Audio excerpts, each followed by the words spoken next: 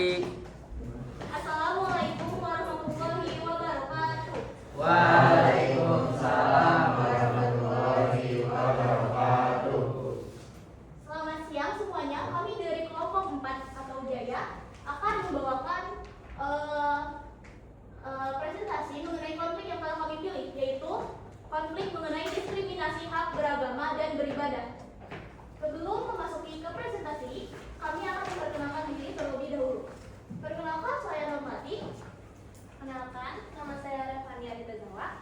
Perkenalkan, nama saya Muhammad Bintang Sulaiman. Perkenalkan, nama saya Pinja Rizkyani Harahap. Perkenalkan, nama saya Aurelia Artiana Mandar. Perkenalkan, nama saya Fabian Syawalulillah. Perkenalkan, nama saya Christian Nathaniel Hendrik. Baik, dilanjutkan. Yang pertama, yaitu kronologi singkat. Jadi, pada tanggal 4 Februari 2025, tepatnya pada 7.30 WITA, itu terdapat di Kota Makassar terdapat spanduk yang berisi tentang ujaran kebencian antar agama. Nah, di spanduk tersebut terdapat tulisan bahwasanya kami seluruh muslim warga Pacerakam terkhusus RW 2, RT 2 dan RT 3 menolak keras untuk pendirian gereja dan kegiatan peribadatan di lingkungan kami selamanya.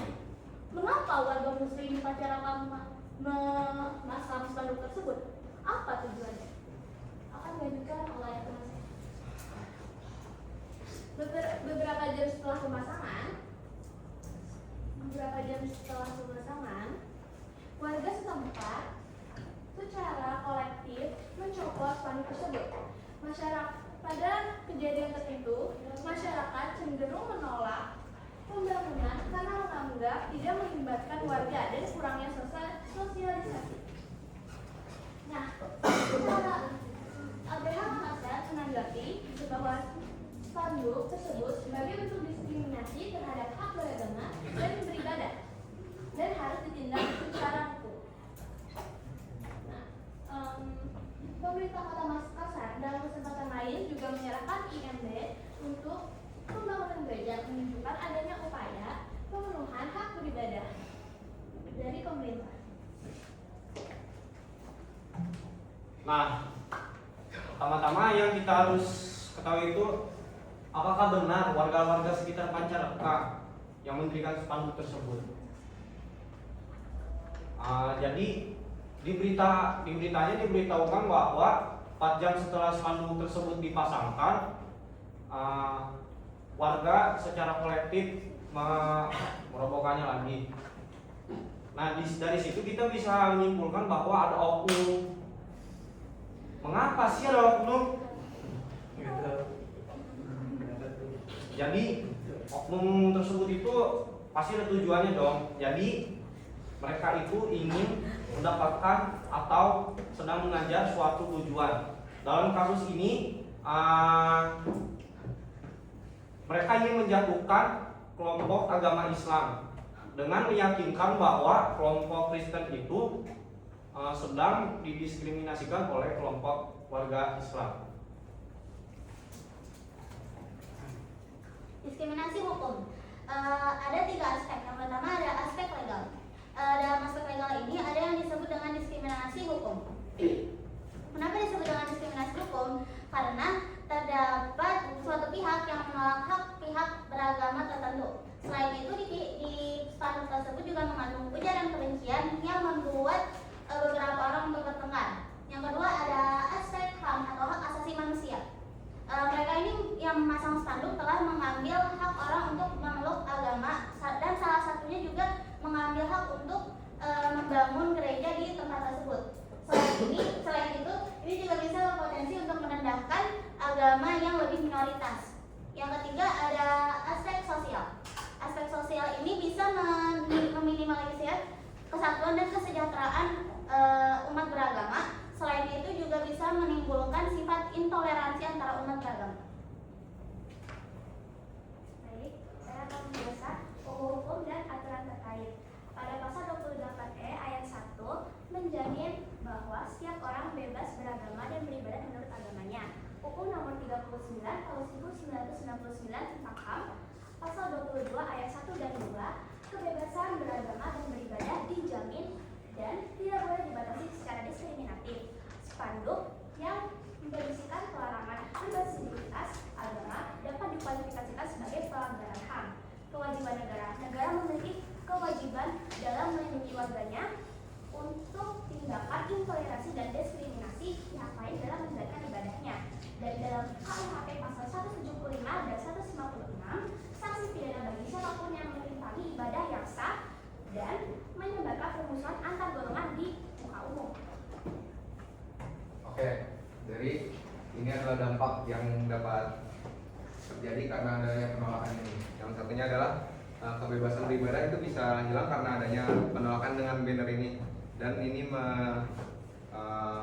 menyasar ke untuk umat Kristen ya tadi ya, dan umat Kristen pun bisa kehilangan tempat ibadahnya. Karena apa? Karena ada penolakan dari sepihak untuk melakukan penolakan pembangunan gereja. Dan kedua, ada hilangnya toleransi beragama. Nah, ini tuh bahaya teman-teman, karena kalau hilangnya toleransi berarti kan negara kita sudah kacau dong, ya kan? Negara kita sudah kacau, tambah tidak ada toleransi, tambah kacau. Nah, tiga ini penistaan agama dinormalisasikan. Ini juga bahaya banget nih teman-teman. Udah nggak ada toleransi, pokoknya agama orang lain di apa sih ya bahasanya? Dia didiskriminasi, diledek terus gitulah. Wah, ini kacau. Nah, yang keempat ini menyebabkan perpecahan. Perpecahan ini bisa bikin negara kita hancur, melebur. Kalau nggak ada persatuan, gimana kita mau jadi negara yang maju? Ya nggak sih? Sih nggak ya? Nah, yang lima tadi kan udah disebut ya, umat Kristen kehilangan tempat untuk beribadah. Nah, yang keenam ini dapat meninggalkan citra buruk bagi umat, bagi pelaku yang melakukan hal tersebut. Dan ini dapat menciptakan konflik yang terus berkelanjutan. Ya, jadi gitu dampaknya teman-teman. Oke. Dan yang terakhir di sini ada analisis solusi. Yang pertama di sini ada penengahan konflik. Jadi kita itu melakukan upaya persuasif untuk menengahi konflik antar umat beragama sebagai bentuk pencegahan agar tidak terjadi perpecahan. Nah, lalu yang kedua di sini ada penguatan pemahaman. Nah, penguatan pemahaman itu harus menumbuhkan pemahaman tentang pentingnya toleransi dan penghormatan terhadap keberagaman agama di masyarakat guna mencegah terulangnya tindakan serupa di masa depan.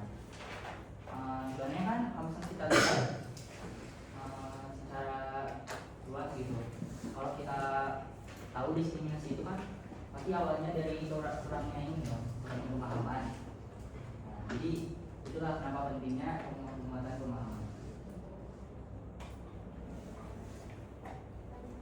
Terima kasih. Sama-sama. Baik, dilanjutkan untuk hasil dari identifikasi dari video yang kemarin telah kita tonton. Untuk kelompok kami itu mengambil permainan tradisional dan rumah adatnya. Permainan tradisional yang ada pada video tersebut yaitu adalah cilok-cilok sulap. Asalnya itu dari Jawa Tengah dan Yogyakarta. Permainan tersebut memiliki makna ajaran untuk mencari kebahagiaan sejati itu tuh melalui hati nurani dan rasa syukur, bukan melalui hawa nafsu ataupun keserakahan duniawi. Lalu yang kedua yaitu adalah rumah adatnya itu rumah joglo. Itu tuh berasal dari Jawa Tengah, Jawa Timur, dan juga Yogyakarta. Maknanya adalah sebagai simbol status sosial dan kepercayaan masyarakat Jawa terhadap hubungan antar manusia, alam, dan Tuhan. Baik, sekian dari kelompok kami.